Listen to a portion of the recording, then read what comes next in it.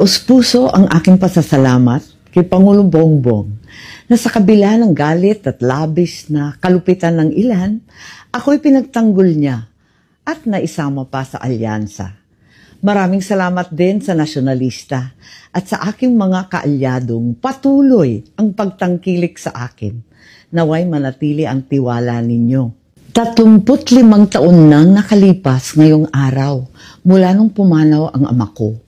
Ngunit buhay na buhay ang mga aral niya sa aking puso. Kaya't bilang panganay niya, pinipili kong manindigan ng malaya't matatag tulad niya na wala nang dapat kampihan kundi ang sambayanang Pilipino. Hindi madaling tumayong mag-isa sa kampanya at sa politika. Ngunit yan ang pamana ng matanda sa akin. Yan ang pamana ni Apo Lakay na ginugunita natin ngayon. Minabuti kong manindigan ng mag-isa upang wag nang malagay sa alanganin ang aking ading. Para wag nang mag-alinlangan ang aking mga tunay at minamahal na kaibigan. Pinipili ko na lamang manatiling malaya at tapat, hindi sa isang grupo, kundi sa bawat Pilipino. Bitbit ang aking mga nagawa para sa bayan nitong nakaraang termino.